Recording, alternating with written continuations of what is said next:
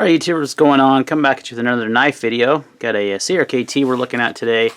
This is the CRKT Hootenanny by Knifecenter. Now this is a particularly nice version of that knife. When I say that, the typical Hootenanny is a budget knife with 8 CR13 MOV steel, stainless steel bolster, and like F49 handles. Now this one is a Knifecenter exclusive with carbon fiber titanium frame with a titanium bolster lock, which is really cool. So titanium upgrade from the stainless steel. You've got carbon fiber handles. I think this is a titanium backspacer, and you have the same IKBS flipping action, but you get S30V steel. So I was pretty stoked when I saw it. I've always kind of liked this knife, this design. But I don't typically buy a ton of these budget, CRKTs and stuff that are, around 30, 40 bucks, just because I'm not a huge fan of the materials that they use in them. So nothing, how they're made. I like the design. So I've always liked this Canadian design. Well, Knifecenter decided to collaborate with CRKT and Canadian to make a more premium version of this knife. Upgrading it with titanium handles and the carbon fiber and the nicer steel. So I thought I'd pick one up. They run about $129.99 on knifecenter.com, and they are a limited run, I believe. I know it's an exclusive. I don't know how many they've made. This one says 335 on it, so I'm guessing 500, but do not quote me. That's just a guess. Actually, maybe I'm right. 335 out of 500 right there on the blade. So I guess they're making 500 now. A lot of companies will say, "Oh, we're making, like Microtech did this with the Star Wars knives. We're making 200 or 500, and then all of a sudden there's like thousands made." So I think they do that to see how it sells, and if it sells well, then they'll continue to make it. So let's go over. This also has a nice hollow ground blade with a satin finish on it, so it's pretty high polish there. It's got a nice upswept blade on the drop point.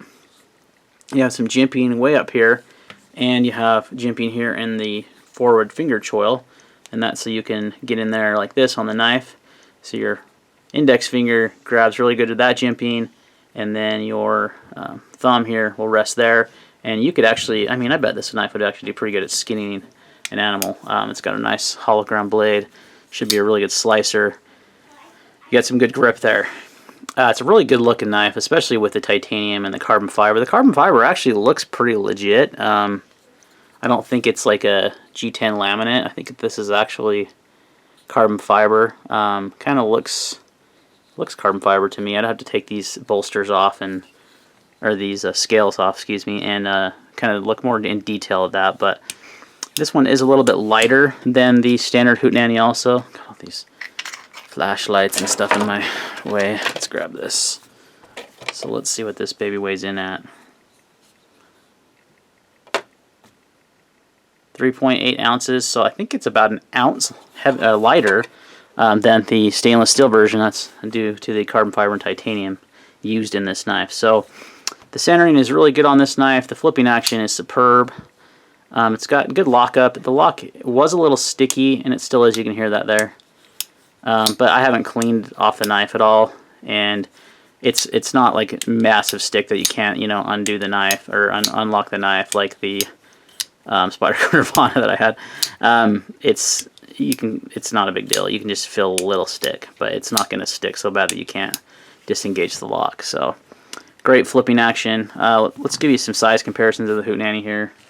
Here's the Benchmade 940. It's a very similar sized knife. The Spyderco Paramilitary 2, a little bit bigger, and then the Kaiser Ursa Minor, a little bit smaller than the Hootenanny. So it's kind of in between. The handle is about 4.5 inches long, I believe. Let's just double check here. Man, look at that. Just about perfectly right there, 4.5 inches long.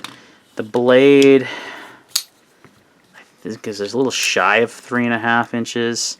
Let's do it from the cutting edge. Yeah, so you're about right at 3.5 inches of cutting edge too, right?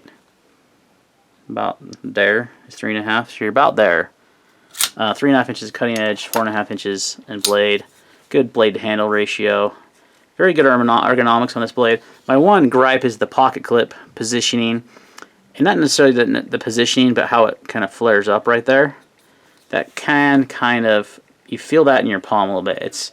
You'd have to grip the knife really hard for it to be a hot spot. I mean, even doing that doesn't hurt, but you notice it there on your hand. So I don't think it's a deal breaker on this one, but especially for the price point, 130 bucks. I mean, so get a really good knife for 130 bucks. Now it is made by CRKT in China, like all their knives. So keep that in mind. This is not like a special US made or version or anything. Just has upgraded materials. So there you go, guys. There's the CRKT Hootenanny Special Edition Knifecenter exclusive in S30V, titanium, and carbon fiber. I would really like more companies to do this. I like a lot of their designs, CRKTs and some of the other companies that like Kershaw and stuff that make cheaper knives that collaborate with designers, and they make a really budget-friendly knife. This is, I still feel like a budget-friendly knife. I mean, it's just a higher, over 100 bucks, and you get better materials and you get the same design. I would love to see companies do that more often. So that's why I picked this up, because I thought it was a good representation of what I would love to see the knife industry go towards with these manufacturers. Is, you know, making the budget version. That's great. Make the $30 or $40 version for those everyday Joes that don't care about carbon fiber, titanium, and, you know, a better steel. But then make it, you know, a nicer version for us that do, but don't want to pay the custom prices, because Ken Onion Customs are, I mean, good luck even getting in on his books if he even has books at the moment, and if you were to, it'd cost you thousands of dollars. So I like that. I hope they do more of it, make more affordable production versions with nicer materials. I think that would be really cool. So, alright guys, thanks for watching this video, and we'll see you on the next one.